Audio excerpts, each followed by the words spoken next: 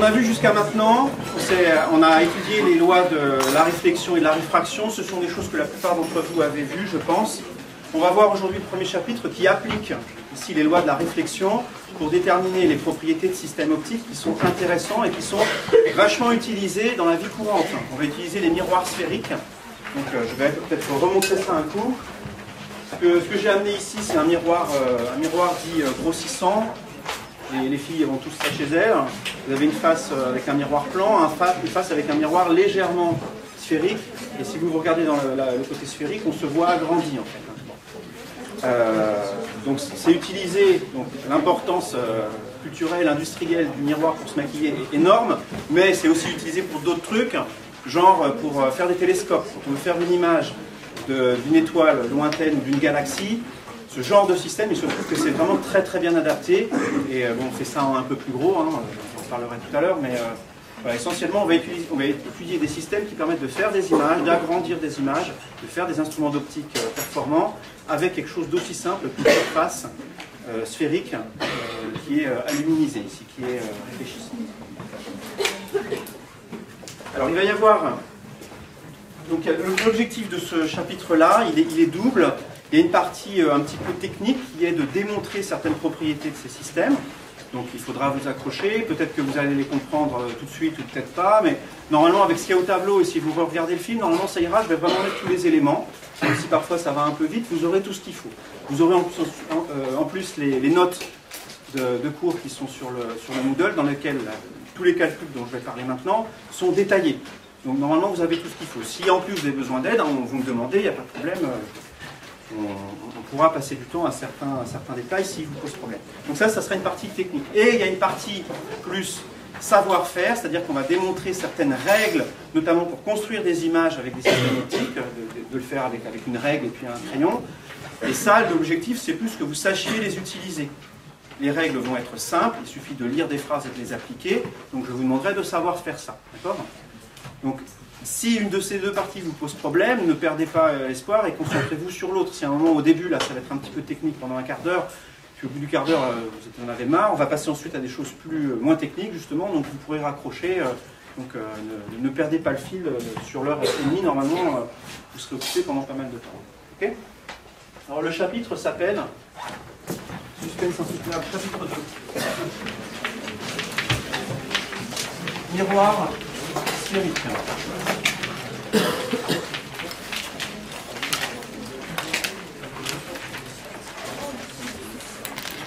Et la première partie, ça va s'appeler définition et propriété. Non, d'abord une définition. Donc, ce qu'on appelle un miroir sphérique, qu'on va considérer ici, c'est quasiment compris dans le nom. C'est un miroir qui s'appuie sur la surface d'une sphère. Vous prenez une sphère, vous la peignez d'une surface, d'un matériau réfléchissant, et vous en coupez un bout de cette sphère. Je ne vais même pas mettre de phrase. Hein. On a une sphère ici. Alors là, on a au tableau la troisième dimension, c'est pas évident, mais vous imaginez ici vraiment une sphère, et elle est aluminisée ici. Puis j'en coupe un bout comme ça. Donc tout ça, je l'enlève. Je ne garde que cette partie-là. Ça s'appelle un miroir sphérique.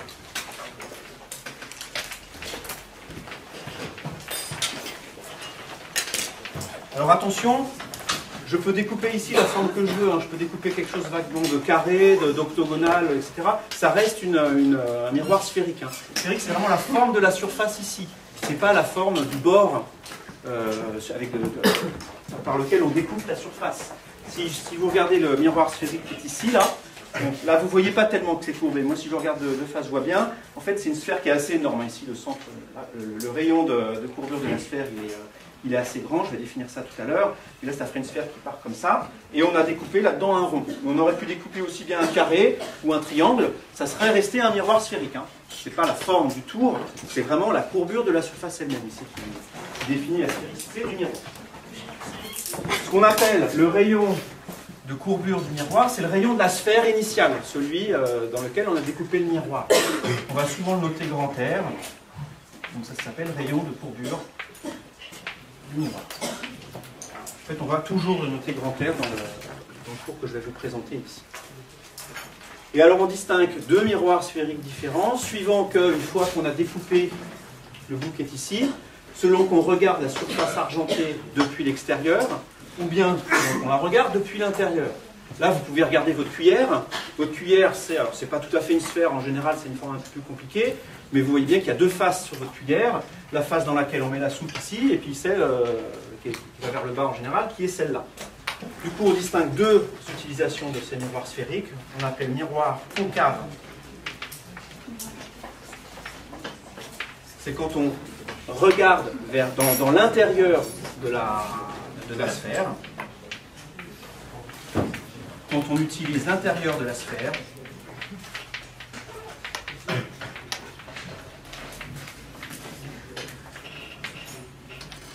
Et dans le cas contraire, on dit que le miroir est convexe quand on utilise l'extérieur.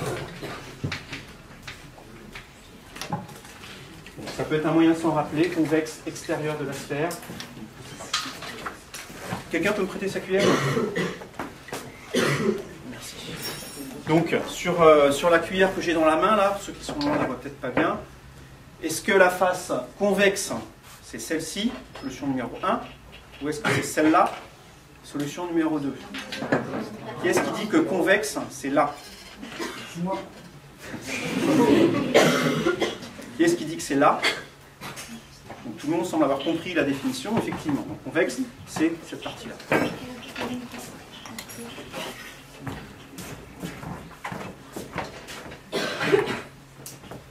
Alors, on va étudier, on pourrait, si on avait le temps, on étudierait en détail le miroir concave, puis le miroir convexe. On ne va pas faire ça ici, je vais vraiment m'intéresser, moi, dans les calculs, au cas du miroir concave. C'est celui qu'on utilise dans les télescopes, enfin, dans le grand miroir qui est dans les télescopes. Et je vous dirai ensuite comment les résultats qu'on a sont changés ou pas quand on prend un miroir convexe.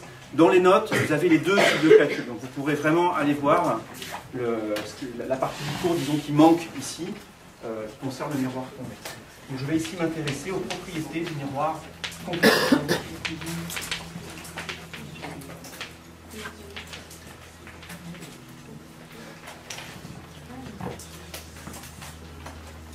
Et la première situation que je vais envisager, c'est la suivante. On a un miroir que je vais noter, que je vais dessiner de cette manière-là, symboliser de cette manière-là. C'est un bout de sphère, sauf que si je dessine ça sur un tableau, donc une vue en coupe, ça fait un arc de cercle. Ça, c'est la partie que je mets ici en hachuré, comme dans les miroirs plans de l'autre fois, la partie où les rayons ne pénètrent pas. Et j'envoie de la lumière dans cette direction-là, sur le miroir. Et la question que je vais me poser, c'est qu'est-ce qu'il advient de cette lumière? On envoie tout un tas de rayons comme ça.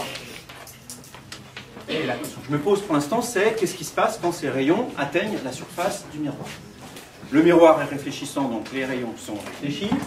Alors il y a un rayon un petit peu particulier pour lequel c'est très facile de savoir ce qui lui advient. C'est celui qui arrive perpendiculairement à la surface ici. Il y en a un de ceux-là qui arrive perpendiculairement. Qu'est-ce qui lui arrive à lui? Il repart effectivement en arrière dans la direction opposée, il revient sur lui-même. Il repart simplement comme ça. Voilà. Si maintenant je prends un autre rayon, par exemple celui-là, si je veux savoir comment est-ce que ce rayon est réfléchi, il suffit, on a déjà tous les éléments en main, il suffit d'appliquer les lois de la réflexion au niveau de la surface qui est ici. Donc ce qu'on fait, c'est qu'on trace la normale à la surface, et puis on va dire que l'angle réfléchi il est égal à l'angle incident, tout simplement. Et ici, il y a quelque chose qu'il faut bien remarquer. Une propriété qui va être intéressante et utile dans toute la suite, c'est que la normale à la surface ici, elle a une propriété vraiment intéressante, c'est que cette normale, elle passe par le centre de courbure du miroir, c'est-à-dire le centre de la sphère dans lequel a été taillé le miroir. En effet, si vous prenez, ça c'est la propriété d'un cercle en fait, si vous prenez la normale, un rayon, alors attention, un rayon ici dans le sens géométrique, le rayon d'un cercle. Si vous prenez le rayon d'un cercle comme ça et que vous prolongez jusqu'au cercle lui-même, il arrive ici perpendiculairement à la surface. Ça, c'est une propriété des rayons des cercles. Donc, ce que j'ai tracé ici en pointillé, c'est la normale. À la surface, donc au miroir, au point d'incidence, c'est-à-dire au point où le rayon que je suis en train de considérer arrive sur le miroir. Cette normale, elle passe par C, le centre de courbure du miroir. Ça, je le souligne. Et pour tracer le rayon réfléchi, ben, je applique la règle qu'on a vue l'autre fois. Je vais mettre en jaune aussi, comme j'ai fait pour le précédent. Voilà. Je dis que cet angle-là, ici, l'angle d'incidence est égal à l'angle réfléchi. Et si j'ai... Bon, je ne sais pas si ça correspond très bien sur mon dessin, il est peut-être un peu trop petit l'angle réfléchi, peu importe. Et on a comme ça le rayon réfléchi qui part par là-bas. Donc ici, j'ai tracé ça juste pour un des rayons. Je peux m'amuser à faire ça avec tout un tas de rayons incidents et puis les tracer un par un. Hein. Vous demandez à un ordinateur de le faire, ça se fait vraiment très bien aussi. Ce qu'on observe quand on fait ça, on a une situation qui est un petit peu compliquée. Hein. Je vais la dessiner ici et je l'effacerai juste après. Donc on a le miroir qui est ici, et on a tout un tas de rayons incidents qui sont comme ça. Si on trace les rayons réfléchis, on s'aperçoit que celui-là va passer comme ça, celui-là va passer un peu plus comme ça, celui-là un peu plus comme ça. Si on trace un intermédiaire, il va passer comme ça. En fait, les rayons ici, si on les trace tous, on s'aperçoit que ils ont tous des directions différentes. Ils ne croisent pas l'axe spécialement en un même point. Et ici, on a une accumulation en fait, des rayons. Vous voyez qu'on a une zone ici où on a plus de rayons, comme ça, là. Donc on va voir en fait une rayon plus lumineuse. Et on aura la même chose de l'autre côté ici si je trace les rayons qui passent en bas. Donc en fait, on va avoir une accumulation de lumière comme ça, qui correspond au point auquel tous les rayons lumineux sont tangents. Et ça s'appelle une caustique. C'est quelque chose qu'on voit très bien si vous prenez votre café en terrasse un jour où il y a du soleil. Vous avez sur le rebord de votre tasse, vous avez ici le rebord de la tasse, le soleil qui est par là-bas, qui envoie de la lumière. Vous avez la surface du café qui est ici, et vous voyez ici sur le café une forme de cœur comme ça, un cœur inversé. Donc ça s'appelle une caustique, et ça vous dit qu'effectivement les rayons lumineux qui se sont réfléchis sur la surface, ils forment une structure un petit peu compliquée. En particulier, ça ne fait pas vraiment une image. Hein. Si vous avez ici un point lumineux qui est extrêmement loin, genre une bougie que vous mettez loin, si vous vous mettez suffisamment loin de la bougie, les rayons qui vous en parviennent sont à peu près parallèles les uns aux autres, ils arrivent ici, vous mettez un miroir après, toute la lumière de la bougie, elle se retrouve sur une surface qui est compliquée ici. Et si vous mettez un écran ici juste là, vous n'allez pas voir spécialement une tache, vous allez voir un gros point lumineux, quelque chose de pas vrai. Ce qu'on va montrer maintenant, c'est qu'on peut quand même utiliser ce dispositif-là, en restreignant les rayons qui arrivent sur le miroir. Si on restreint les rayons qui sont proches du rayon central ici, on prend des rayons qui sont proches de ce qu'on va appeler ensuite l'axe optique. Si on prend des rayons qui sont proches ici, on va s'apercevoir que tous les rayons en fait convergent à peu près en même point ici. Donc, tous les rayons qui viennent de loin vont aller converger en un même point qui va être au milieu de C. Et puis le point ici, je vais l'appeler le sommet grand S. Le point ici, on l'appellera le foyer et il aura plein de propriétés super intéressantes. Donc ce qu'on va faire maintenant, c'est effectivement démontrer que pour des rayons qui sont proches de l'axe optique, ces rayons convergent ici sur l'axe optique à peu près en un même point. Il y en a qui ont déjà vu cette propriété, qui ont déjà entendu parler de foyer, par exemple d'un miroir. Oui. On va tout refaire, hein. Si c'est pas le cas.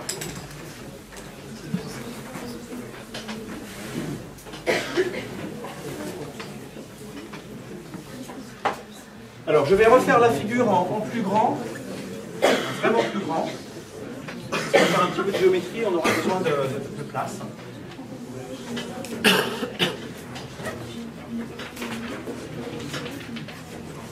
Cet angle-là, je vais l'appeler I. L'angle ici réfléchi, c'est aussi I. Ça, je l'avais appelé S. Et le point qui est ici, je vais l'appeler A. Et de la même manière que ce qu'on a fait la dernière fois pour le miroir plan et le dioptre plan, on va ici calculer la distance CA en fonction d'un paramètre qui décrit lequel rayon on considère, par exemple en fonction de l'angle I. Si j'envoie un rayon ici très bas, très proche de l'axe optique, I va être petit. Hein. Je peux le faire ici, je ne veux pas surcharger ce dessin-là. Si je prends ici un rayon qui est extrêmement proche de l'axe optique, vous voyez qu'il arrive ici sur une région du miroir qui est quasiment verticale, donc il va être réfléchi assez proche de sa direction initiale. L'angle d'incidence ici est petit. L'angle I que j'ai défini ici est d'autant plus petit que le rayon initial est proche de l'axe. Donc calculons la distance CA en fonction de, alors, on a ici, ça va être en fonction de grand I, et j'aurai aussi besoin du rayon de courbure grand R. Grand R, hein, c'est le rayon de courbure, c'est la distance qui est ici.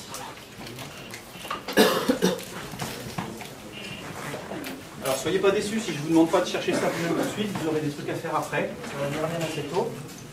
Ça, on va le faire ensemble tout de suite. Est-ce que sur cette figure-là, vous ne voyez pas déjà un autre endroit où je pourrais mettre l'angle I?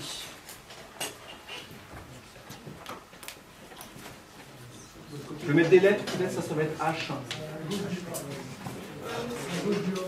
À gauche du A, là. Ah non, ouais, le côté.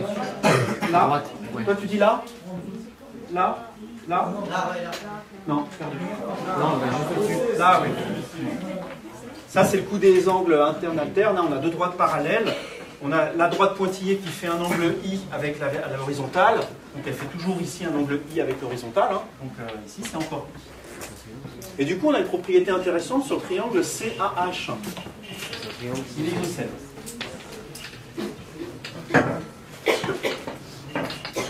CAH. On va mettre chat, c'est plus rigolo. Okay.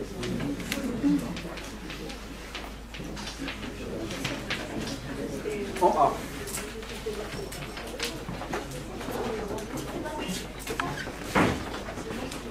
Du coup, s'il est isocèle en A, suivez bien ici, il va y avoir 30 secondes de géométrie.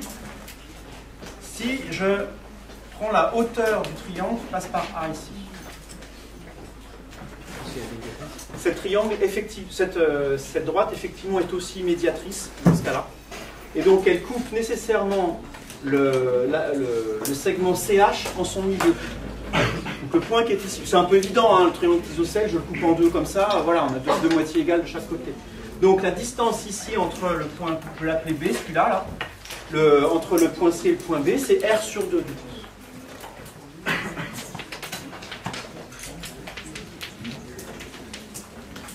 Pourquoi est-ce que c'est intéressant ça? Parce que c'est fini, ce qu'on cherche, je vous rappelle, c'est la distance CA. Une fois qu'on a CB, comment est-ce qu'on obtient CA? cosinus.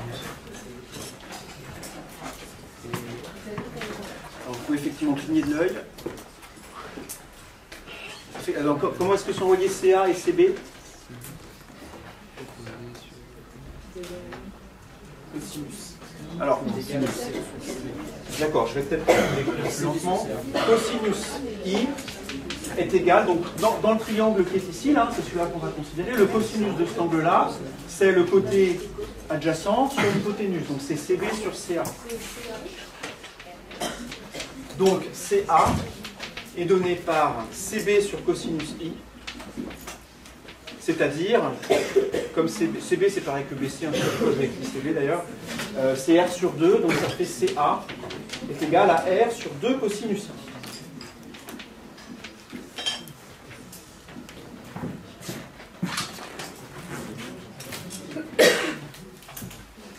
Je vous laisse le noter, je vous laisse digérer ça 10 secondes.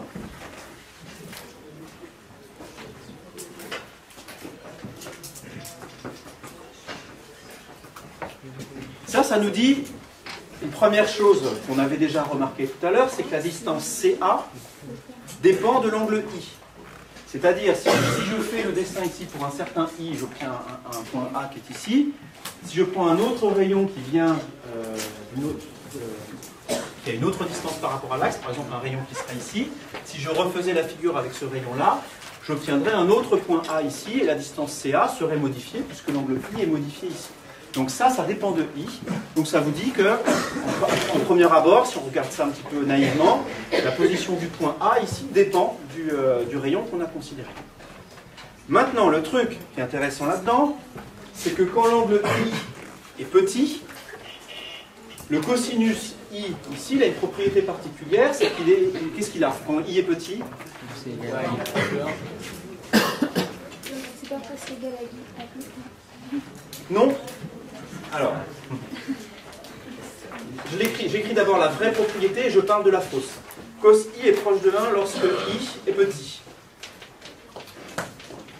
Donc j'ai entendu, et est-ce que cos i serait pas à peu près égal à i? Non. Ça c'est vrai pour le sinus, c'est vrai pour la tangente, mais pas pour le cosinus. Si vous prenez votre machine, vous mettez 0,0001 et puis vous faites cosinus, paf, vous allez obtenir quelque chose de l'ordre de 0,999, quelque chose qui est très proche de 1.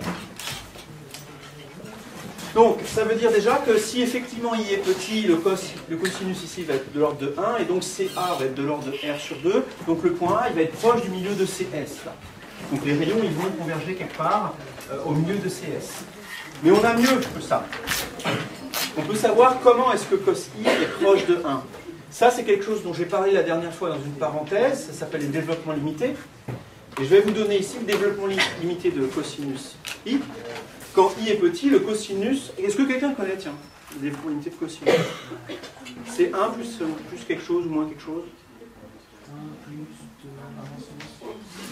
1 moins sinus. Qui a dit ça? Non. Ce serait cos carré de i qui serait égal à 1 moins sinus carré. Vous les avez... Il y en a qui les ont vus, les développements limités, en maths? Pas du tout? Donc vous ne pouvez pas savoir, en fait. Okay. Vous les verrez, et de toute façon, là c'est un résultat purement mathématique, donc je vous le donne, acceptez-le tel qu'il est là, si vous en avez besoin on vous le redonnera, mais il se trouve que le cosinus de i, c'est à peu près égal à 1 moins i carré sur 2, plus des termes qui sont au moins en i puissance 4. Et ce qu'on écrit de cette manière-là, plus des termes de l'ordre de i puissance 4. Donc j'utilise la notation, donc je vais quand même vous la décrire. Ça, le grand O, ça veut dire de l'ordre de... Ça veut dire que si on veut être plus précis, il faut encore rajouter des termes qui sont en i puissance 4 ou des puissances plus grandes que i. Quand i est petit, i puissance 4, il est monstrueusement petit. Hein. Donc lui, il peut être négligeable devant lui si on prend un angle i assez petit. Le point intéressant dans ce développement limité qui est là, c'est qu'il n'y a pas de terme linéaire en i. C'est-à-dire que si i est petit, l'écart entre le cosinus et 1, il est en i carré, c'est-à-dire il est extrêmement petit. Si i vaut 1%, 0,01, i carré, ça vaut 10-4, 0,01%, 0,1 pour 1000. Donc, si i est modérément petit, l'écart entre le cosinus et 1, il est extrêmement petit. Donc, ça, c'est une propriété qu'on appelle le stigmatisme approché, c'est ce que j'en avais parlé l'autre fois. Et donc, dans les conditions où on peut négliger ce terme-là devant 1, l'expression qui est ici devient extrêmement simple. On donnera un nom à ces conditions tout à l'heure. Ça s'appellera les conditions Gauss. Quand on peut négliger ce terme-là, c'est-à-dire quand l'angle I est suffisamment petit, on dira qu'on est dans les conditions Gauss. Quand c'est le cas, on a, donc lorsque I est suffisamment petit,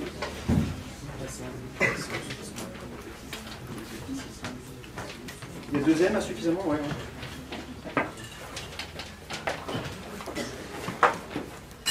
On a CA qui est à peu près égal à R sur 2.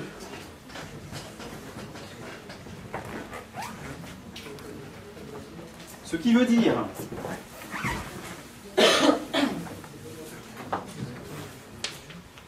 les rayons proches de... Alors je l'appelle l'axe optique et je vais dire juste après ce que je veux dire par là. Que l'axe optique converge vers un point que je vais appeler F.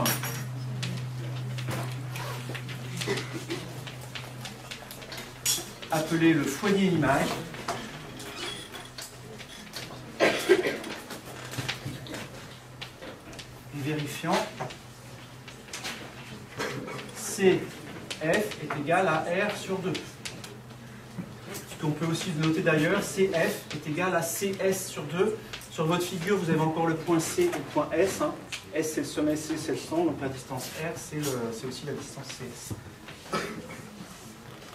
Donc, ce que j'appelle l'axe optique dans cette phrase ici, c'est l'axe de symétrie que j'ai considéré tout à l'heure, celui qui était horizontal. On a un certain axe de référence et on regarde les rayons qui peuvent s'en éloigner plus ou moins. Et le fait que ça soit un foyer image ici, c'est parce qu'on s'intéresse à une propriété des rayons qui se sont réfléchis sur le miroir, et après leur réflexion, il leur arrive quelque chose, c'est de converger vers un certain point. Et donc c'est pour ça qu'on met le mot image ici.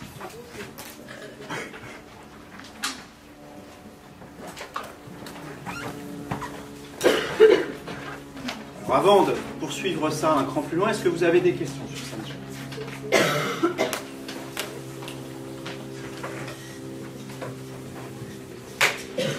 Non, ça va? J'attends que les têtes se lèvent parce qu'il y en a encore plein qui sont en train de noter, donc il faut peut-être faire tout le monde.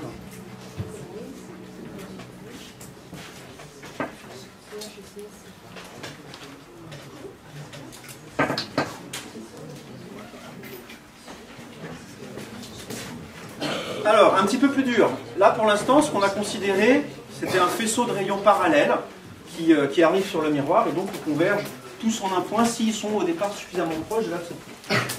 Considérons maintenant une situation un tout petit peu plus générale. On a toujours le miroir qui est ici. On a ici un axe qu'on va appeler l'axe optique, ça j'appelle C, ça j'appelle S. Et on va considérer maintenant des rayons qui sont parallèles entre eux, mais qui ne sont pas parallèles à l'axe optique, qui viennent d'une autre direction que tout à l'heure. Et je vais considérer des rayons qui sont penchés comme ça. Et je me pose la même question, où est-ce que ces rayons vont aller converger, s'ils convergent quelque part? Vas-y. Alors non, ils ne sortent pas parallèles à l'axe optique. Ça serait le cas si on avait un miroir plan. Tout un tas de rayons, tu as un miroir plan, ils repartent tous dans la même direction. Ici, le rayon qui est ici, là, il ne va pas... Alors, on va considérer celui du milieu, il est peut-être plus simple. Celui du milieu, dans quelle direction il repart? Donc il y a une propriété intéressante, celui du milieu, il passe par le centre. Donc ce qu'il est en train de décrire ici, c'est le rayon du cercle. Donc il arrive ici perpendiculairement à la surface. Et donc il se réfléchit sur lui-même.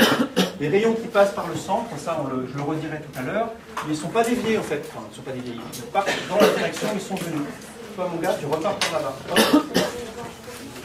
Chaque fois que ça passe par le centre, c'est perpendiculaire. Oui, ça c'est une propriété des cercles parce que du coup le segment qui est ici, c'est un rayon du cercle. Le rayon qui passe au-dessus là, lui, il arrive sur une portion du miroir qui n'a pas la même orientation que là, elle est un peu plus comme ça, donc il va partir un peu vers le bas ici. Le rayon qui est ici va se réfléchir un peu plus vers le haut. En fait, si vous regardez la figure qui est ici, on va faire un truc. Vous regardez la figure et vous tournez la tête vers la droite de 20 degrés. Qu'est-ce que vous voyez? Vous voyez la même chose que ce qu'on a fait tout à l'heure, en fait. Exactement. Ça, c'est la figure de tout à l'heure, tournée. Puisque le miroir lui-même, le cercle, si je le tourne sur lui-même, ben on ne se rend compte de rien. On prend un cercle, vous le tournez autour de son centre, ça reste le même cercle. Donc le miroir ici, si je le tourne de 20 degrés, ben, ça reste le même miroir. Ça, c'est la même situation que tout à l'heure. Donc en fait, on sait déjà exactement ce qui va se passer, on vient de le calculer. Je pourrais dessiner ici une caustique comme tout à l'heure et dire ben, pour les rayons qui sont proches de l'axe, ils vont converger en un point particulier. Il est où ce point particulier? Si ça, j'appelle S', le nouveau sommet qui est ici. Donc j'ai toujours la tête tournée de 20 degrés. Hein. Je ne vais pas le faire parce que ça commence à faire mal après, mais ils vont converger ici, en un point que je vais appeler F', pour l'instant, qui est le milieu de C et de S'. C'est le même résultat que celui qui est au tableau ici. Donc les rayons qui sont penchés d'un certain angle vont converger dans ce point F' qui est ici. Donc c'est tout fait, hein. Il n'y a pas besoin de faire plus de calculs, on a déjà étudié cette situation. Je voudrais quand même maintenant qu'on ajoute quelque chose, c'est qu'on calcule, attention, les coordonnées du point F'. Par exemple, dans une base où C, ça serait l'origine, et puis ça, je vais l'appeler, ça va être X, ça va être Y. Et donc dans le repère C,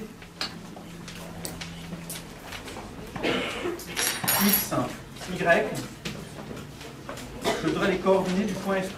Ça va être à vous de jouer. Je vais quand même vous donner un élément pour qu'on ait tous la même notation. L'angle ici avec lequel arrivent les miroirs, ça je vais l'appeler l'angle alpha. Tous ces rayons sont inclinés avec l'horizontale d'un même angle alpha. Allez-y, calculez les coordonnées de F' dans le repère C, X, Y. Comme tout à l'heure, la distance CS et CS' d'ailleurs va le grand R. Hein. Le rayon de courbure du miroir. Allez-y, je vous laisse une minute pour réfléchir. Je ne veux pas surcharger la figure, mais on aurait pu faire ici un rayon. Ce rayon-là qui arrive ici, s'il est suffisamment proche de l'axe, il va passer par F' comme ça. Il y aura un rayon réfléchi comme ça. Je ne veux pas encore une fois surcharger la figure, on va avoir besoin d'un petit peu plus. Et ça va être plus facile avec ce coordonnée parce que CF' on connaît en fait. Que vaut la distance CF'? C'est S sur 2, donc c'est R sur 2. Hein.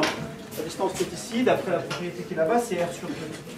Donc vous avez ici un point qui a la distance R sur 2 du centre. Et ça fait un angle alpha. L'angle alpha, je vais le remettre ici.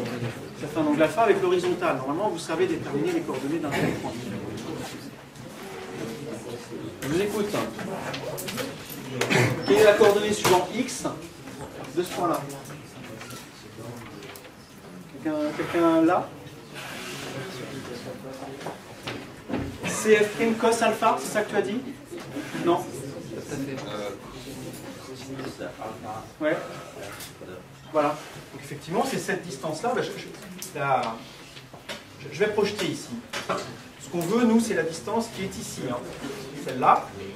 Donc ça, c'est la coordonnée suivante de f'. C'est égal à la longueur qui est ici, c'est-à-dire r sur 2, fois le cosinus de l'angle. Donc c'est simplement r sur 2 cosinus alpha. Que vaut la coordonnée y maintenant de f'? Attention, j'entends r sur 2 sinus alpha. Presque. Moins, il est en bas. Voilà les coordonnées du point f'.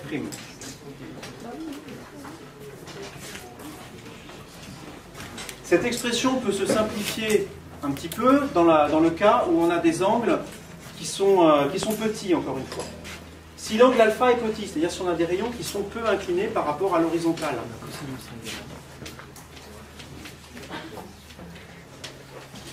Qu'est-ce que ça donne ça dans ce cas-là? On a vu tout à l'heure que le cosinus alpha c'était à peu près égal à 1, donc ça vaut à peu près R sur 2. Et le sinus de l'angle alpha, lui, qu'est-ce qu'il vaut quand alpha est petit? Alpha. Donc on a effectivement, pour les coordonnées de f', R sur 2 et moins R sur 2 fois alpha. Ça vous dit que ce qui est intéressant déjà, c'est cette coordonnée-là. Cette coordonnée-là, quand alpha est petit, ça ne dépend pas de alpha, ou quasiment pas. Ça veut dire que tous les points f', ils ont à peu près la même abscisse. C'est-à-dire que si on regarde des angles qui sont suffisamment petits, les points f' ici, ils vont tous être dans un plan, dans un même plan vertical. Ils ont la même abscisse. Ce plan-là qui contient les différents points f', on va l'appeler le plan focal image du miroir. Par ailleurs, l'endroit sur lequel la coordonnée suivant y de f' est proportionnelle à alpha. C'est-à-dire que si je m'amuse à mettre un écran ici vertical, l'endroit où les rayons vont aller taper sur l'écran, je vais le mettre. Ça maintenant, c'est plus la projection, c'est un écran. Alors évidemment, ça cache quelques-uns des rayons, mais on va considérer que ceux qui contournent l'écran ici arrivent quand même à taper dessus en arrivant de ce côté-là. L'endroit où les rayons ici, là du coup je vais le dessiner, l'endroit où les rayons convergent ici dans ce plan vertical, cette position-là dépend de alpha. C'est-à-dire que plus alpha est grand, plus le point f' est éloigné du centre. Et c'est une relation de proportionnalité. Ça, c'est une propriété vraiment intéressante si on veut considérer une situation dans laquelle on forme une image. Considérez par exemple la situation suivante. Vous avez un miroir de ce type-là, il est ici. Vous mettez un petit écran ici, dans le plan focal image, donc à la position de f'. Donc ça maintenant c'est un petit écran. Et vous avez un objet qui est ici.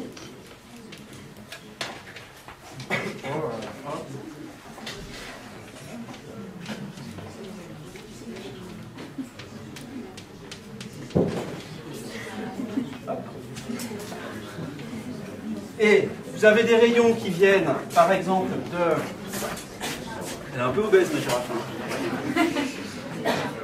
Vous avez des rayons qui viennent de ce point-là, par exemple, de l'œil de la girafe. Si la girafe est suffisamment loin, en fait, les rayons ici que je trace, on peut considérer qu'ils sont parallèles entre eux. Hein. Plus le miroir ici va être loin, plus l'hypothèse que je suis en train de faire va être vérifiée. Et pour les rayons qui passent assez près de l'axe, donc je suis en train de dire qu'ils vont aller converger dans un même point ici, dont la position, alors je vais faire le dessin correctement quand même, on a vu que si ça vient du haut, ça va taper plus vers le bas de l'écran. Donc ils vont venir taper ces rayons-là sur un point qui va être ici. Donc ça veut dire que si vous avez une girafe silent par exemple, qui a un œil qui clignote, l'œil qui clignote ici va faire un point clignotant là, l'œil forme une image qui est ici. Plus précisément, le miroir forme de l'œil une image qui se trouve ici. Si vous faites la même chose avec les pattes de la girafe, vous prenez des rayons ici qui viennent des pattes, Ça va faire un autre ensemble de rayons lumineux qui forment avec les premiers un certain angle alpha. Ces rayons-là vont aller converger ailleurs, ici. Vous pouvez faire la même chose avec tous les points de la girafe, et la position sur l'écran ici des images de chaque point de la girafe va être proportionnelle à la hauteur où elle se trouvait au départ. Ce que je suis en train de dire, c'est que la position ici de l'image est proportionnelle à la position initiale dans l'objet. C'est-à-dire que vous allez avoir ici une reconstitution qui est fidèle. Vous allez voir ici l'image d'une girafe à l'envers. C'est exactement ça que ça veut dire. C'est ce que veut dire ici le fait que la position de Fp est proportionnelle à alpha. Plus les rayons viennent de haut, plus ils se trouvent ici bas sur l'écran. Comme la relation est proportionnelle, si vous avez un certain motif de source ici, la relation des distances entre les motifs elle est conservée ici, et vous avez ici une image. Donc vous voyez ici l'image à l'envers. Donc ça, c'est une utilisation extrêmement importante des miroirs sphériques. C'est faire une image de cette manière-là.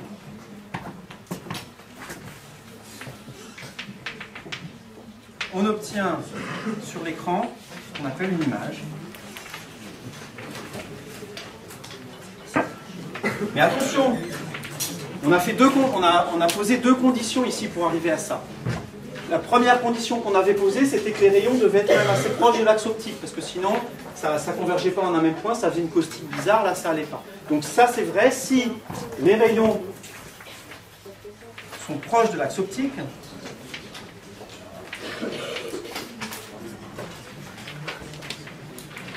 D'une part,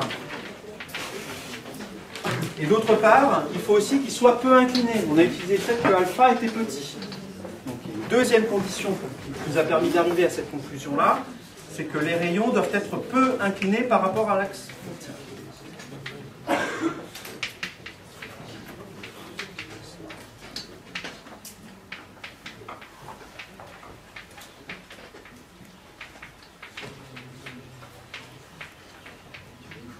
Ces deux conditions-là portent un nom, donc je l'ai mentionné tout à l'heure.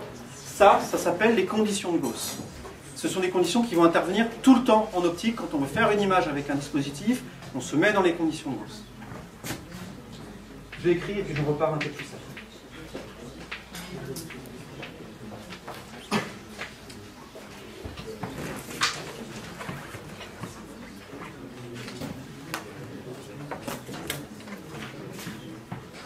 Et donc, ce que je viens de vous dire, donc en optique, quand on veut faire une image avec un dispositif, par exemple ici avec un miroir, on se place dans les conditions de Gauss, mais c'est effectivement quelque chose qu'on fait vraiment. C'est-à-dire que si vous voulez un instrument optique de qualité, fait par exemple avec un miroir sphérique, il faut impérativement mettre devant un diaphragme, quelque chose qui bloque les rayons qui vont aller trop près du bord du miroir. Et pour ceux qui font de la photo, vous savez que la qualité optique d'une image, elle est en général d'autant meilleure que le diaphragme que vous mettez devant est fermé. Une des raisons, c'est celle-là, c'est qu'on est d'autant plus proche de ces conditions de Gauss qui garantissent que tous les rayons issus d'un même point ici vont aller converger en un même point là. Les conditions qui sont là, ce sont les conditions du stigmatisme approché dont j'ai parlé l'autre fois. Donc c'est exactement ça que je suis en train de dire. Donc ce qu'on vient de démontrer ici, c'est un résultat qui n'est pas encore complet pour le miroir sphérique, mais on vient de voir que pour des rayons incidents parallèles, on a le stigmatisme rigoureux pour le miroir sphérique si on est dans les conditions de Gauss. Donc on vient de le démontrer pour un ensemble de rayons parallèles, ou bien parallèles entre eux et parallèles à l'axe, ou bien simplement parallèles entre eux, mais qui font un angle petit par rapport à l'axe optique. Donc là, il y a beaucoup de choses. Si vous avez des questions, allez-y. Peut-être que vous n'en avez pas encore parce que ça va un peu vite. Je vous laisse respirer une minute.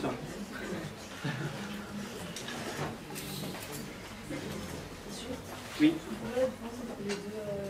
D'accord. Très bonne question, effectivement. Le fait que les rayons soient proches de l'axe optique, ça veut dire que ce sont des rayons qui sont comme ça.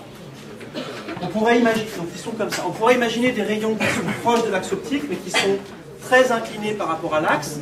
Par exemple, ce qui nous intéresse tout à l'heure, quand on a dit que les rayons étaient peu inclinés, c'était les rayons finalement quand ils tapaient sur le miroir ici. Si tu as des rayons qui arrivent avec un grand angle ici comme ça, ces rayons ils sont tous à cet endroit-là proche de l'axe optique. mais ils sont très inclinés. Donc ils violent la deuxième condition ici.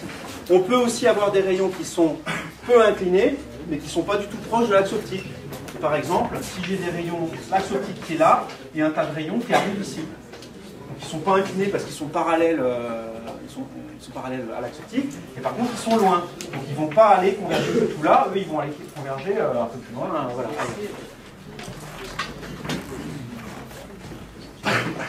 Allez-y, manifestez-vous.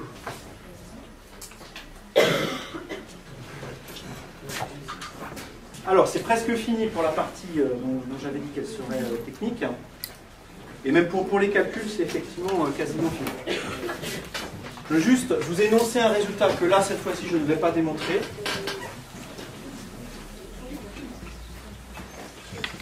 Enfin, je le justifierai après, mais pour l'instant, je vais juste vous le donner.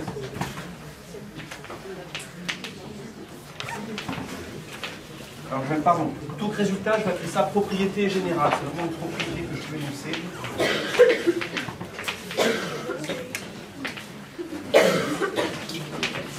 Le miroir sphérique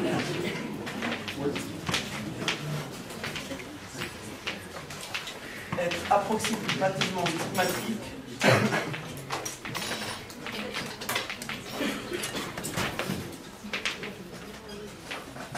dans les conditions de Gauss.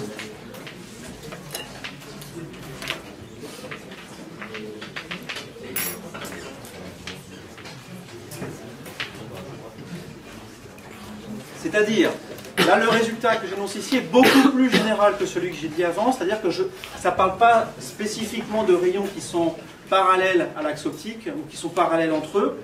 Et donc c'est un résultat vraiment général qui est le suivant. C'est si j'ai un point ici qui se trouve pas forcément loin du miroir, j'ai le centre ici et j'ai le sommet ici. Le miroir sphérique est approximativement symétrique dans les conditions de Gauss, ça veut dire que tous les rayons qui sont issus de ce point-là, si, je l'ai dit bien, je leur dis, tous les rayons qui sont issus de ce point-là vont aller converger en un même point. La propriété qui est en haut ne dit pas lequel, mais en fait on va le trouver, ça se montre très facilement de manière graphique. Et donc le seul point ici qu'il faut admettre pour l'instant, c'est que dans les conditions de Gauss, les rayons qui sont issus de là vont aller converger quelque part en un même point. D'accord? Une fois qu'on a admis ça, eh bien, il se trouve qu'on peut trouver très facilement où se trouve ce point.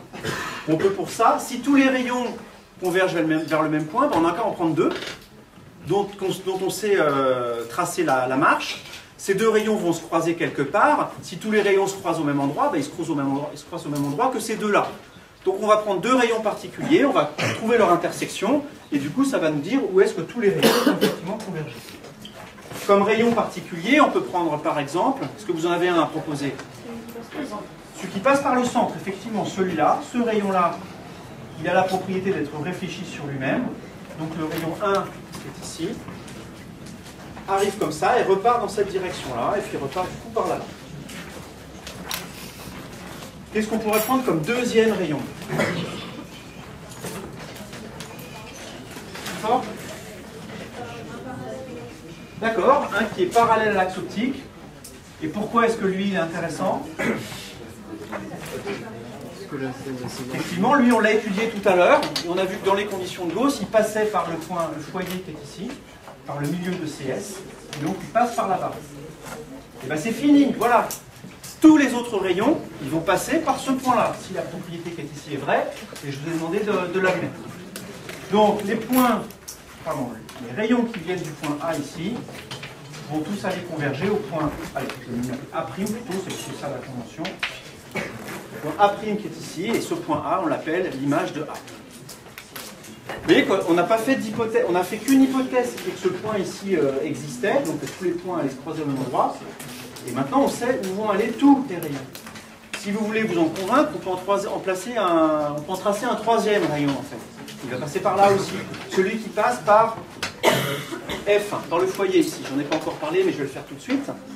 Si on trace un rayon qui passe par le foyer,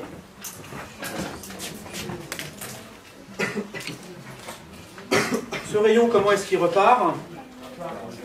Il repart effectivement parallèle ici à l'axe. Alors je ne triche pas, je fais tel que ça le fait sur mon dessin. Je vais vous expliquer pourquoi, ensuite on discutera ce qui se passe ici. Ça, cette propriété-là, elle vient de la loi du retour inverse de la lumière. En fait, si on prend un rayon lumineux tracé dans un sens, vous pouvez inverser le sens des flèches. Les lois de la réflexion ici ne dépendent pas du sens dans lequel se propage la lumière. Donc si vous avez effectivement un rayon qui arrive parallèle, il repasse par F. Donc ça veut dire qu'un rayon qui arrive par F repart parallèle. Alors mon dessin, il n'est pas très beau. Vous, si vous avez fait ça proprement, ça devrait normalement ici se croiser au même point là. D'accord ? Donc, je vais pas le refaire. Bon, d'ailleurs, on voit où est le problème. Hein. Mon axe optique, c'est une tôle ondulée là. Hein. Donc c'était mal parti dès le départ. Je vais essayer d'être plus soigneux dans la suite sur les dessins.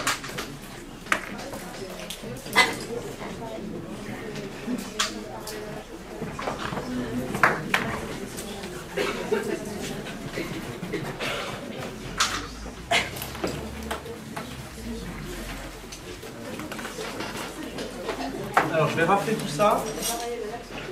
Donc, ça s'appelle la construction géométrique des rayons, hein, ce qu'on vient de faire là.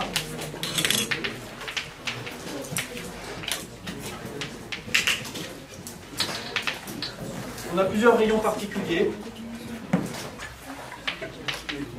On trace au moins 2 des rayons suivants.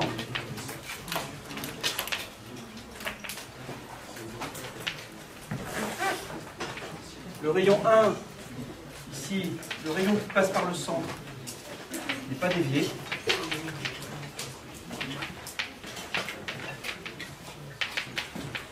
Il n'est pas dévié, ça veut dire qu'il revient sur ses pas. Hein. Il est dévié de 180 degrés. En fait. 2, c'est celui qui sera en rouge. Un rayon incident parallèle à l'axe optique.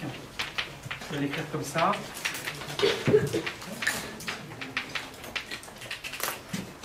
Et réfléchit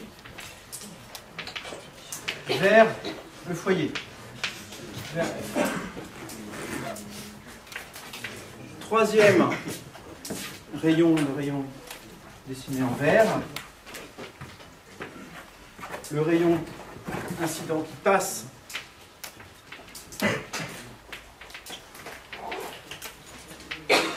par F et réfléchit parallèlement à l'axe optique.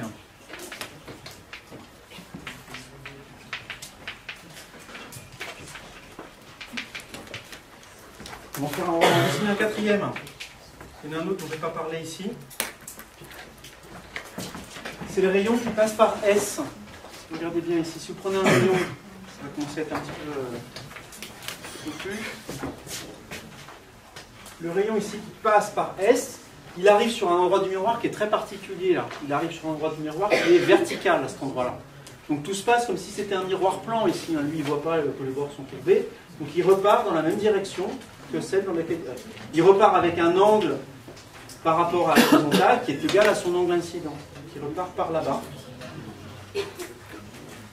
Avec ici des angles qui sont égaux. Alors là, vous voyez plus très bien, je vais le redessiner ici. Le rayon arrive comme ça, il repart comme ça, avec des angles ici qui sont égaux. C'est ça que je viens de dessiner.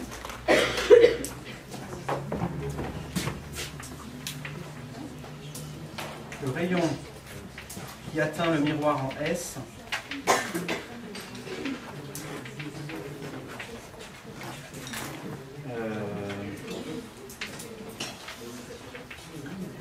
est réfléchi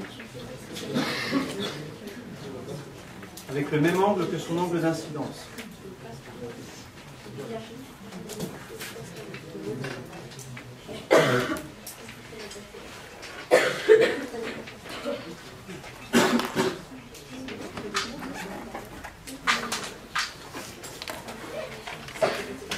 Donc, selon les situations, si on vous demande de tracer l'image géométrique d'un objet, enfin une image avec une construction géométrique, ne tracez pas les 4. Hein. Il y en a parfois qui sont plus simples à dessiner que d'autres, vous en choisissez 2 et voilà, c'est gagné. Alors, juste une remarque sur la manière dont on dessine ça. Quand on est dans les conditions de Gauss, en fait, on s'aperçoit, quand on va effectivement regarder ce qui s'est passé dans les équations, les termes qu'on a simplifiés parce que des angles étaient petits, En fait, le fait que le miroir ici soit courbé, c'est-à-dire que ce point-là soit un petit peu en avant de la verticale par rapport à ce point-là, en fait, la distance qui est ici, elle ne joue pas dans les calculs, on peut la négliger. Et du coup, on adopte une notation qui est la suivante. On dessine les miroirs sphériques de cette forme-là. On fait un plan. On met quand même ici un petit bout pour montrer dans quel sens se trouve la concavité, mais on va les dessiner comme ça. Voilà. Donc c'est ce que je vais faire dans la suite. Ça, c'est un miroir qui est concave. Si on a un miroir convexe, on dessine comme ça, où là, on replie les bords de ce côté-là pour montrer que ça fait une surface qui est de ce type. Ça serait convexe.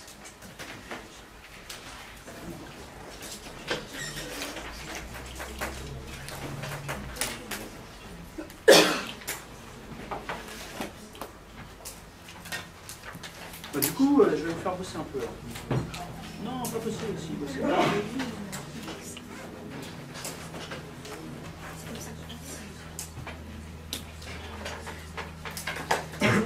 Ouais. Ouais, si, vous avez la patate.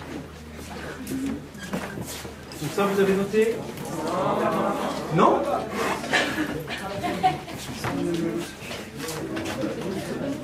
Ça, vous avez noté ça? Trop tard.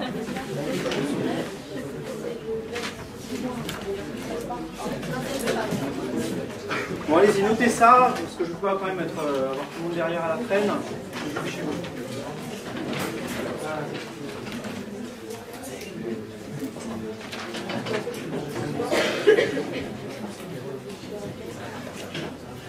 Alors, pour ceux qui ont effectivement écrit tout ça et qui sont prêts, vous allez faire une construction d'image. Et cette fois, on va prendre un miroir qui est convexe. Et il se trouve que les règles qui sont ici, y compris celles que j'ai effacées, là, ces règles qui sont là, sont aussi valables pour le miroir convexe.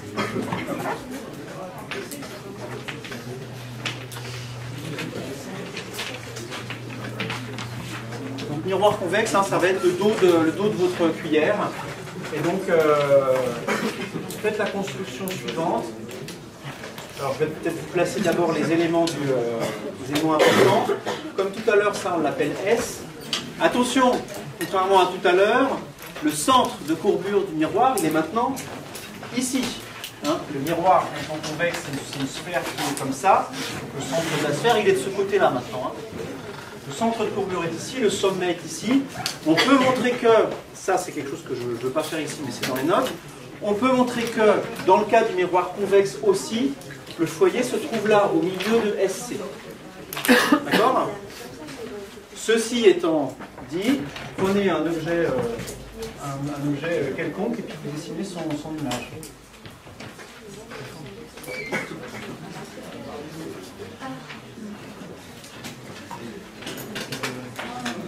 Appelons-le un objet AB. Construisez l'image de cet objet, c'est-à-dire quand on vous demande ça, c'est-à-dire essentiellement tracer l'endroit où les rayons issus de B se croisent après avoir été réfléchis par le miroir. Donc utilisez les lois qui sont ici. Il n'y a presque pas à réfléchir, juste à utiliser. C'est à la main. Monsieur, en fait, juste ça. Le rayon incident parallèle à l'axe optique et réfléchir. Voilà, donc ça effectivement, d'accord. Donc là vous allez être confronté juste à une question de vocabulaire, on va dire, dans les phrases qui sont ici. Pour ne pas les alourdir, on les exprime souvent comme ça, et d'ailleurs je vais les exprimer comme ça. Mais si vous lisez, si vous lisez ça et qu'on l'applique à la lettre, par exemple le 2 là, le rayon incident parallèle à l'axe optique, je ne réfléchis pas, je dessine. Hop, et réfléchis vers F. Ça semble débile ici, hein. Réfléchis, ça veut dire que ça va partir par là-bas, et vers F, c'est là. Peut-être ce que ça veut dire dans ce contexte-là, c'est réfléchis selon une droite comme ça, qui passe par F. Il va là-bas, en fait. Donc, ici, à chaque fois que je dis réfléchis vers, ça peut être aussi les prolongements de la droite qui passent vers ce point-là. Donc, il faudrait rajouter ici, qui passe, entre parenthèses, ou dont les prolongements passent, etc. par F. Dans les notes, je vous ai mis l'énoncé complet, vous pourrez aller le voir.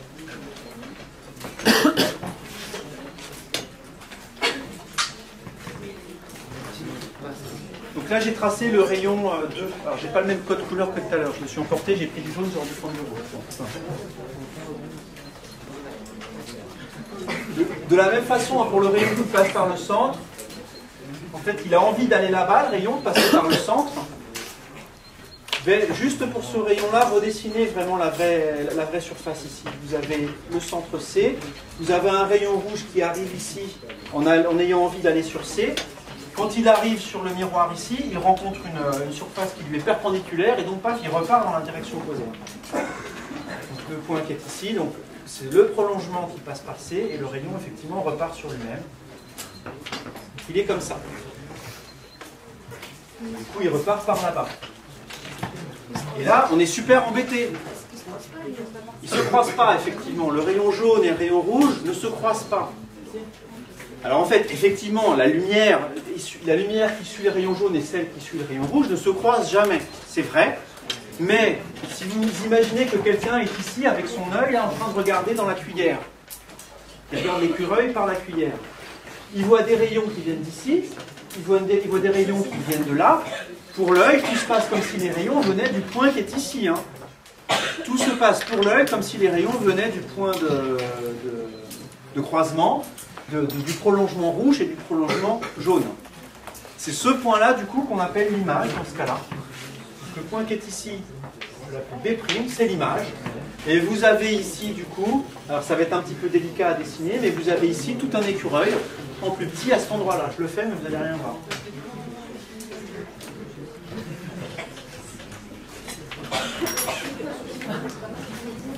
Sur votre feuille, vous devez avoir aussi quelque chose de petit, hein, si vous avez fait la même construction.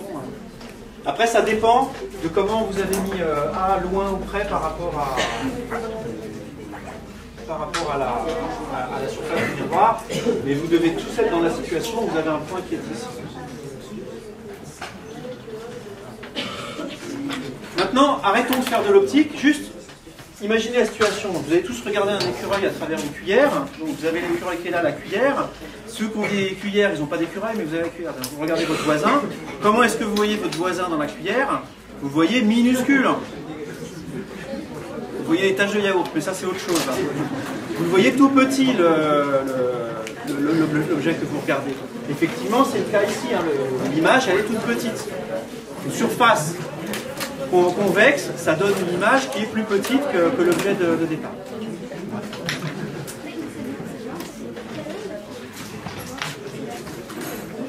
Des situations ici dans lesquelles les rayons ne se croisent pas vraiment là, mais dans lesquelles c'est les prolongements qui se croisent, ça porte un nom. Enfin, l'image ici, on la qualifie de... Vous savez comment on l'appelle?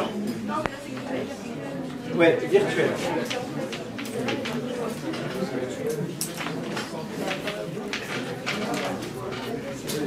Elle est virtuelle car ce sont les prolongements des rayons et non pas les rayons eux-mêmes qui se croisent au point B'.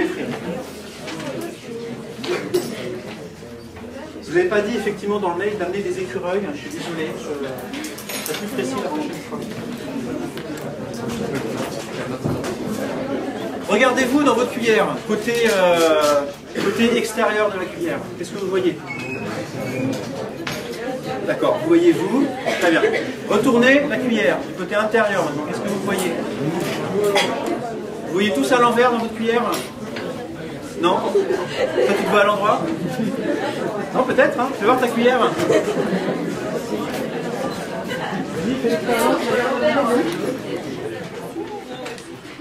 Ça dépend comment vous regardez. Hein. Alors, pour ceux qui ont des grandes cuillères, par exemple,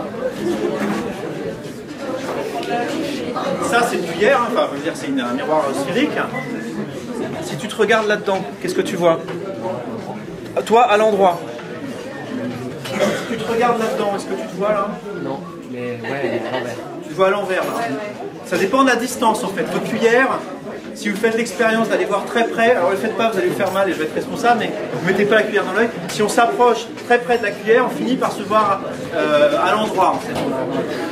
Quand on est près, on se voit à l'endroit, loin, on se voit à l'envers. Et ben, on va étudier maintenant pourquoi c'est le cas et ce qu'on peut faire avec ça en pratique. Donc on va commencer par juste une construction géométrique et puis on fera un petit calcul après. Donc je vous propose de faire la construction géométrique suivante. Cette fois-ci, on a de nouveau un miroir sphérique qui est concave, donc on se regarde dans l'intérieur de la cuillère. On a le centre qui est ici. Le foyer qui est là, du coup. Et je vous propose de prendre un objet qui se trouve ici. Alors on n'a pas forcément envie tout le temps de dessiner des girafes ou des écureuils, donc en optique, quand on a un objet, assez souvent on met une flèche simplement. Donc le bas de la flèche, le haut de la flèche. Et voilà, on s'intéresse aux rayons qui partent de B, et on se demande où est-ce qu'ils vont aller converger. Faites la construction géométrique dans cette situation-là. Allez-y.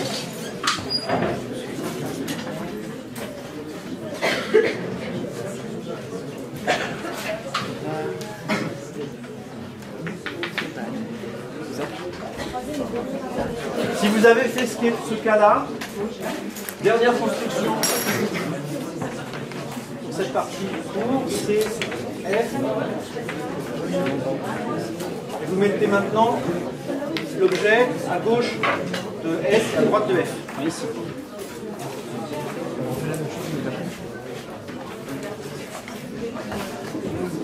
Alors,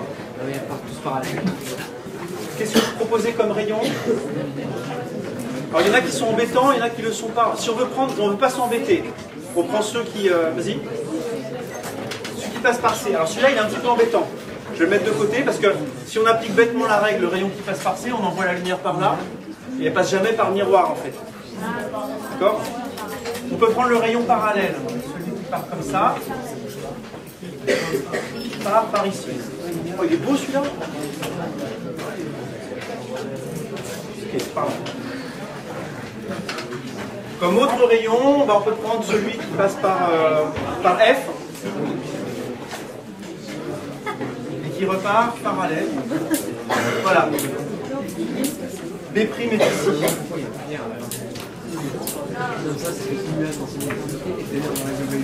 Si vous avez fait votre schéma correctement, un peu mieux que moi, si vous prenez le rayon maintenant, alors quand on dit le rayon qui passe par C, en fait si vous vous souvenez comment il est intervenu ce point C, quand on dit le rayon qui passe par C, on veut dire le rayon qui se propage suivant la normale à la sphère.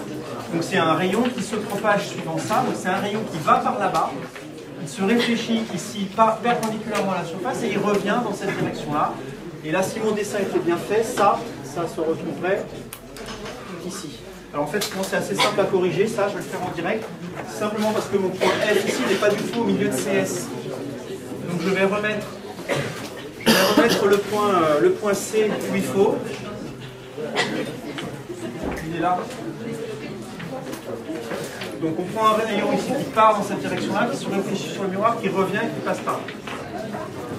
Faites très attention à quelque chose. Donc là je vous demande vraiment de vous taire et de m'écouter sur ce qui va suivre, parce que vous êtes nombreux à vous tromper sur ça.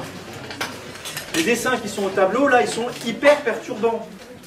Avec la convention qui est de mettre un miroir qui ressemble à un plan ici. On a l'impression, par exemple, que ce rayon-là qui arrive normalement devrait repartir dans cette direction-là. C'est pas le cas. Oui, parce qu'attention, ce dessin-là est un symbole. Le miroir ici, il est incliné en fait. Hein. Donc il ne faut pas appliquer bêtement les règles qui sont ici, que vous connaissez sur les miroirs plans. Ce n'est pas un miroir plan. C'est une manière de dessiner les miroirs sphériques. Si ça vous pose vraiment un problème, eh ben, ne les dessinez pas comme ça et dessinez-les légèrement incurvés comme ça si vous voulez. Hein. Si vous préférez, il n'y a pas de souci. Maintenant, on fait la même chose ici. Bon, c'est pareil, le rayon qui passe par C, il est comme ça. Celui qui passe par F, on va prendre celui qui est parallèle à l'axe optique. Il repart dans la direction de F. Et là, cette fois-ci, effectivement, on s'aperçoit que les rayons ne se croisent pas. Ce sont leurs prolongements qui se croisent. Quelque part par là, cette fois-ci, l'image est ici. Alors que là, l'image était comme ça.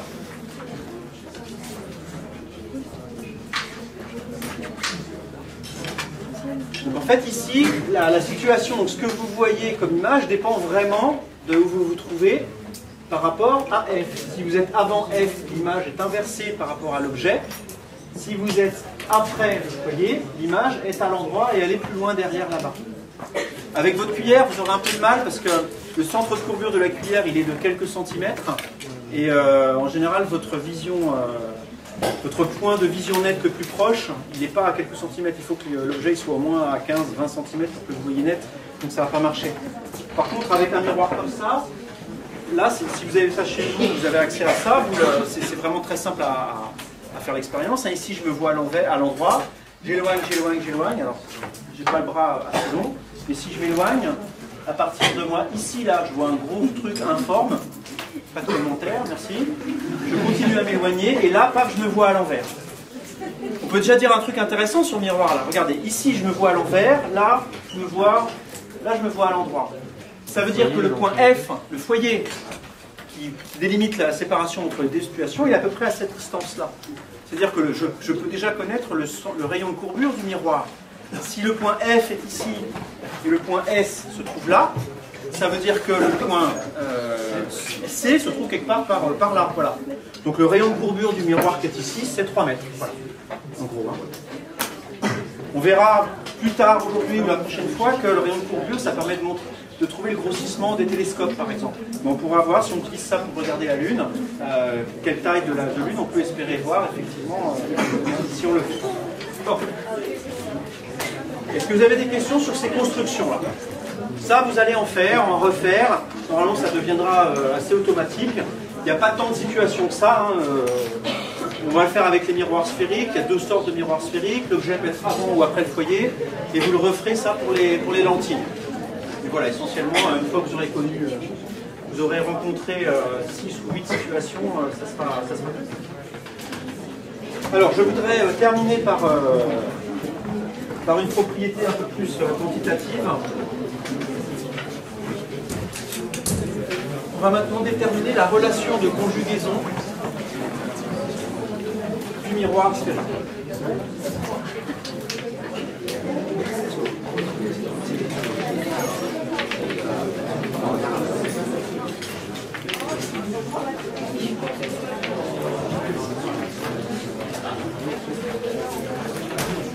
Donc ce qu'on a appelé la dernière fois une relation de conjugaison, c'était la relation qui donnait la position de l'image connaissant la position de l'objet. C'est une formule, voilà, si on dit A est ici, donc A' sera là. Donc c'est ça qu'on va essayer de déterminer pour le miroir sphérique. On va le faire dans le cas du miroir convexe, que je vais redessiner comme ça pour cette démonstration-là. J'ai dit convexe et j'ai dessiné concave du coup. Ok, concave. On va prendre ce miroir. Son centre de courbure, il est à peu près ici. Et on va considérer un point qui se trouve ici, sur l'axe, un point A. Et la question que je me pose, c'est où se trouve le point A'. On vient de voir des moyens géométriques de déterminer ça. Maintenant, je voudrais une formule, un truc qu'on puisse faire des calculations. D'accord ? Alors pour ça, je vais faire un dessin. Je vais prendre un rayon comme ça, qui part vers le miroir. Ce rayon est réfléchi par le miroir, suivant une propriété qu'on a vue tout à l'heure, c'est que si je trace ici, si je trace la normale ici à la surface qui passe par C, c'est-à-dire un rayon du cercle finalement, le rayon repart par là-bas avec cet angle-là, I, qui est égal à cet angle-là.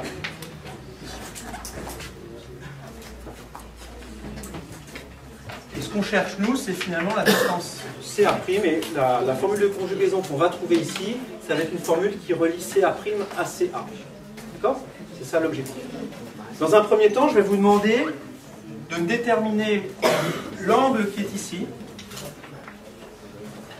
en fonction de I et puis de l'angle qui est là, je vais l'appeler θ. Θ, c'est donc l'angle entre le pointillé qui est ici et puis l'horizontal. Donc est-ce que vous pouvez me déterminer l'angle qui est ici en fonction de I et de θ? Je vous laisse réfléchir un petit peu. Ce genre de truc, au début, c'est pas forcément évident. Une fois qu'on a compris comment ça marche, ça se fait vraiment tout seul. Est-ce que quelqu'un a une proposition? J'entends θ moins I.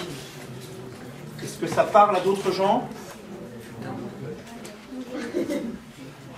Est-ce que tu peux nous dire pourquoi? Oui, vas-y.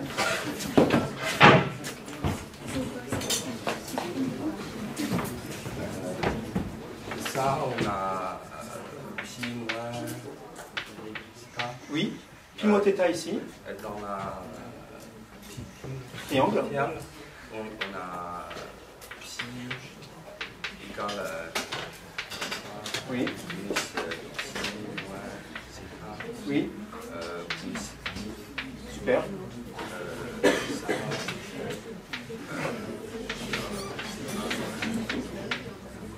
Et ça fait θ moins i. Très bien. Super. Merci. Donc vous avez tous vu ce qu'il a fait, hein, la somme ici, l'angle si on a θ ici, l'angle supplémentaire ici c'est θ moins i, c'est pi moins θ, pardon. Et dans le triangle, alors je vais peut-être une autre lettre, AC, ça je vais l'appeler H, dans le triangle ACH, la somme des angles ça fait pi, ça c'est une propriété de triangle dans le plan. Donc cet angle-là plus i plus l'angle qu'on cherche ici qu'il a appelé alpha, ça fait pi. Et quand on écrit effectivement la somme ici, les pi se simplifient de chaque côté. On fait passer ces deux termes-là de l'autre côté, on trouve que alpha c'est θ moins i. Donc l'angle ici effectivement c'est θ moins i. Très bien. De la même façon, l'angle qui est ici, qu'est-ce qu'il vaut lui du coup ?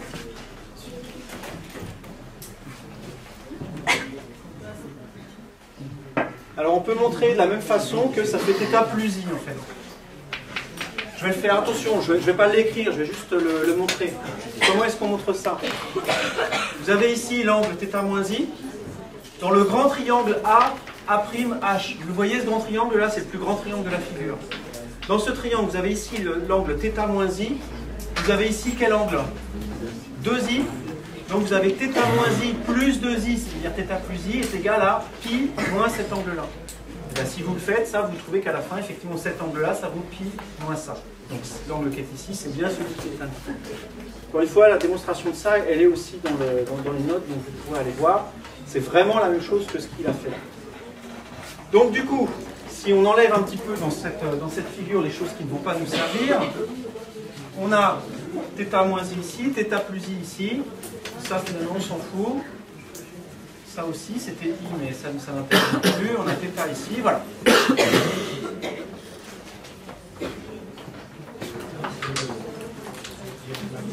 On va maintenant calculer la distance.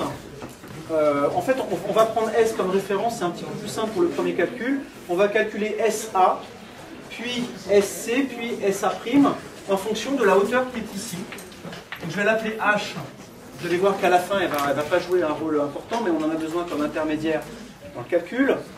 Et pour calculer cette hauteur-là, c'est un petit peu compliqué, même si on avait les coordonnées de H, parce que le point H, vous voyez qu'il est certes élevé d'une certaine hauteur H par rapport à S, mais en plus il est un petit peu en avant. Donc la position de H, elle est un peu compliquée ici. C'est ici qu'intervient la notation que je vous ai conseillé d'employer pour les miroirs sphériques. On ne les note pas comme ça. En fait, le fait que H soit un petit peu en avant de S n'intervient pas du tout dans les calculs. On peut le démontrer. Je ne vais pas le faire ici, mais on peut le démontrer. Et du coup, on note le miroir sphérique. Donc, on le note comme ça, comme je l'ai dit tout à l'heure. Et du coup, le point H qui est ici apparaît à la verticale de S. Encore une fois, il ne l'est pas vraiment. Le miroir est sphérique. Mais le fait que H soit un petit peu en avant n'intervient pas dans les calculs. C'est une quantité qui est faible. Le décalage entre H et la verticale est faible. Donc, quand on a fait cette figure-là et qu'on a effectivement placé H à la verticale de S, maintenant c'est extrêmement simple de trouver la relation entre, par exemple, SA et SA'. Puisque vous avez maintenant tout un tas de triangles rectangles dans la figure, et vous avez par exemple la distance SA en fonction de θ, comment est-ce qu'elle s'écrit, ou en fonction de d'autres angles. La distance SA ici, elle s'écrit en fonction de H, par exemple. Je vais l'écrire dans l'autre sens, je vais écrire H égale. Ça sera peut-être un petit peu plus naturel pour vous, ou même la façon dont vous allez probablement l'écrire. Je vais écrire la tangente de cet angle-là, ça sera peut-être plus simple. Que vaut tangente de θ moins i?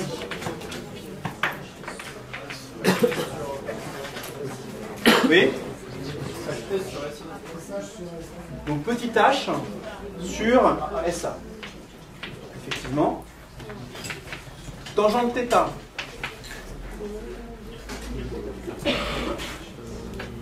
H sur CS. Et tangente de θ plus i. vous avez compris, okay, H sur SA'.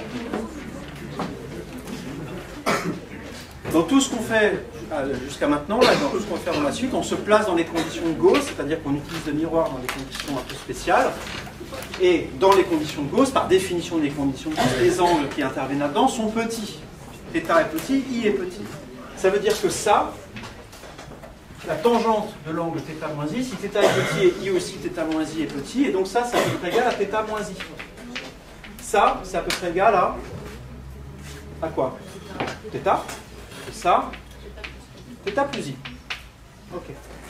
Et bien, ce qu'on va faire maintenant, c'est qu'on va éliminer de ces équations. On a 3 équations ici. On va arriver à éliminer θ et I et exprimer tout ça comme juste une fonction, une relation entre SA et SA'. Et c'est vraiment très simple à faire. On prend la première, si on veut se débarrasser de I, on prend la première ici et la troisième. On en fait la somme. Vous voyez que les I vont s'enlever tout seuls si je fais la somme. J'obtiens dans le terme de gauche H sur SA plus H sur SA'. Et j'obtiens dans le terme de droite 2θ. Si je fais la somme des deux équations bleues. On a enlevé le I. Super. Maintenant, on va enlever le θ. C'est-à-dire que là-dedans, je vais remplacer θ parce que ça vaut en fonction de H. Vous voyez que θ, c'est H sur CS. Donc ça, c'est aussi égal à 2H sur CS. Donc on a une première relation. Je vais la réécrire ici avant de la torturer un peu. H sur SA plus H sur SA' est égal à 2 sur 2H sur CS.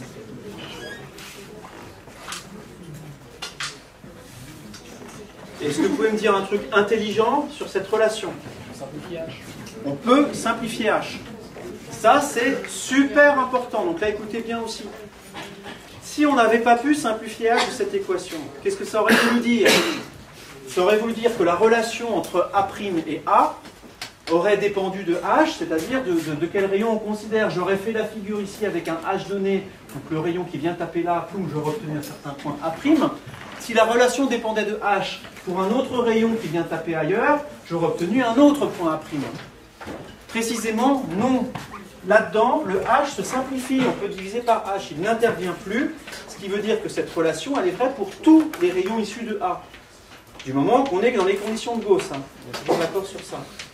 Et donc cette relation s'écrit simplement de cette manière-là. 1 sur SA plus 1 sur SA' est égal à 2 sur CS. Le H n'intervient plus. Le fait qu'on ait divisé par H, qu'on ait pu simplifier par H, c'est vraiment une marque du stigmatisme approché. Le stigmatisme, c'est tous les rayons issus du même point vont converger dans le même point. Ben voilà, ça ne dépend pas de H. On le voit ici. D'une certaine manière, c'est une forme de démonstration effectivement du stigmatisme dans ces conditions-là. Alors avant de vous lâcher, j'ai encore 2 minutes, donc je veux quand même préciser un point de notation.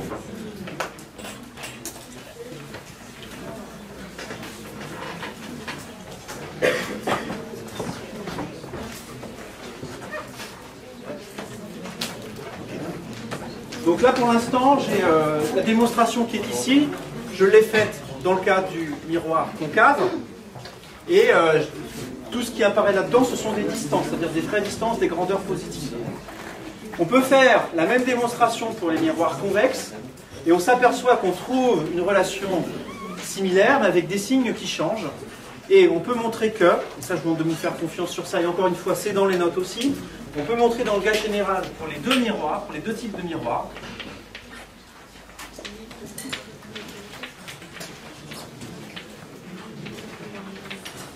la relation suivante, 1 sur SA bar plus 1 sur SA' bar est égal à 2 sur SC bar, où les barres désignent des distances algébriques le long de l'axe optique. Et donc, dans la situation qu'on a dessinée tout à l'heure, en fait, le SA qui est ici, si on oriente l'axe positivement vers la droite, c'était moins SA, ça c'est moins SA', ça c'est moins SC. Vous vérifierez que ça donne effectivement une chose que ça. Et dans le cas du miroir convexe, eh ben, on a aussi cette relation-là. Donc, ça c'est vraiment pour tous les types de miroirs. La position de l'image est reliée à la position de l'objet par cette relation-là. On reprendra exactement à ce point-là la prochaine fois qu'on se voit. On s'arrête.